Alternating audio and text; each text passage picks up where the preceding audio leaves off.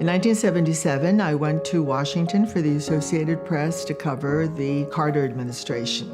Well, I was sitting in my office in the Treasury, and I got a call from a reporter I'd never heard of before. We actually had lunch. He was smitten, minute one. That's absolutely correct. It took a while for me to really see him for the wonderful human being 2 years. that he was. 2 years, yes. I asked her out 12 times, and she had 12 increasingly creative reasons to say no, and ultimately got down to I'm washing my cat. Finally, we actually spent some time together one evening over dinner. And we just discovered our devotion to our Catholic faith, our interest in service to our country, and our love of travel and adventure. And then it took, I think, a couple more months before I went out with you again, but that's how it started.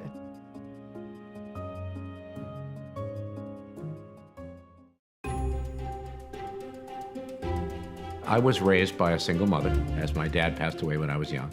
She was everything wrapped into one, and without her, I know I'd be in a very, very different place, as would my brother. In 1968, Robert Kennedy announced for president, and I left school, went down to Indiana, and worked helping to organize volunteers. And it infused in me a great interest in government and politics and service, which has stuck with me my whole life. His goal, as long as I've known him, was to serve in the government as he did in the Carter administration, as he did in the Clinton administration, means very much to him. And his other goal is to be able to help, to give back. Both he and Jurate have that desire to give back. They very, very much care about the public interest. They very much care about public service. That's a wonderful thing that they share.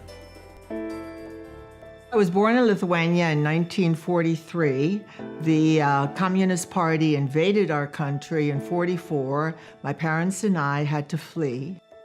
I have always felt my legacy as an immigrant, as somebody who had to leave their homeland and was fortunate enough to end up in a country where we were welcomed and given many, many opportunities.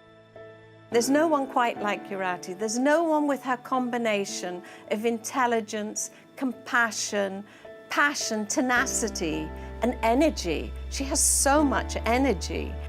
I became obsessed with the war because it was my generation that was fighting it, and I couldn't understand why women were not writing about war.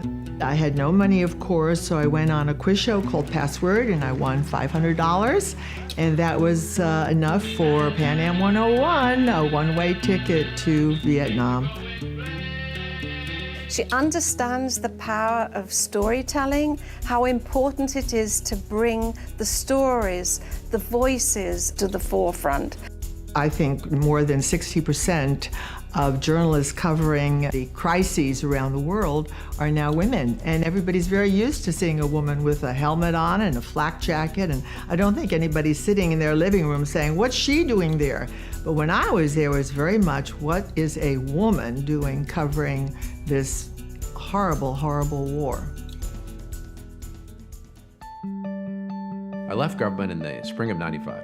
I decided to form a new investment banking firm.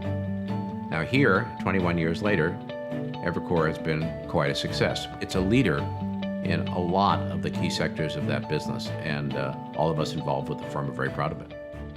I think a lot of people can do analysis, a lot of people can do numbers. The thing that's really in short supply is wisdom and judgment, annealed with honesty and purpose. Well, you ask what Roger brings to the table. Let's first make it clear that he brings to the table his cell phone. He goes nowhere without his cell phone. He is on his cell phone all the time. Some of us have been convinced that the best way to communicate with Roger, even if you're in the room with him, is to call him on the cell phone. He had the first cell phone in New York City, and I've got exact replica of the one that he got. Whenever it began, he called me up. He was carrying it around in his briefcase. He was very, very excited about it.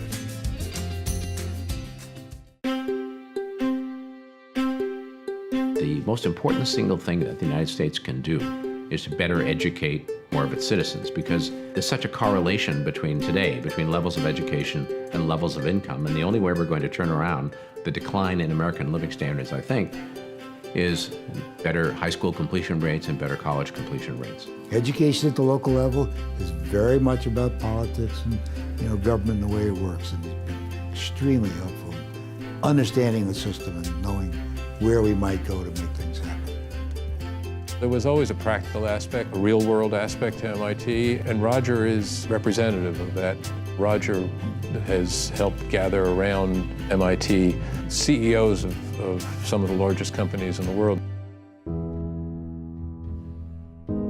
St. Anne's is in the Mott Haven section of the South Bronx, which is and has been for decades the poorest part of the poorest congressional district in our entire nation. Roger and Jurate have been giving to this program for 21 years. That's extraordinary. They have a constant commitment to this neighborhood and to these children.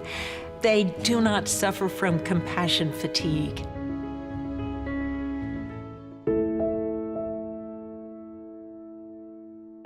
More than 85% of the world's refugees are women and girls, and their stories are very, very rarely told. She saw firsthand that nobody was actually talking to the women. No one was asking them about what they needed and what the humanitarian community could actually do to address those needs. And she connects in such a deep and personal way with people. She's able to gather information that we trained researchers can't even get to. What I've seen time and time again, it is the women who are leading the charge to talk, try to negotiate, and if they could only be given a greater role in peace processes around the world, I think we'd see an amazing difference. It's time to include women at the negotiating table. After the earthquake in Haiti, Roger organized a relief effort to bring medicine and supplies, and I came up with this idea to try to facilitate some kind of educational efforts while these children waited for the schools to reopen. Both of us contributed very spontaneously, actually. They don't just talk about it. Both Roger and Jurate make a contribution, give not only resources but of themselves and their talent.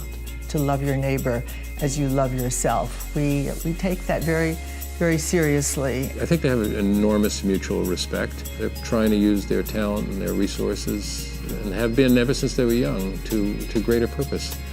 That's the most admirable way that humans can act.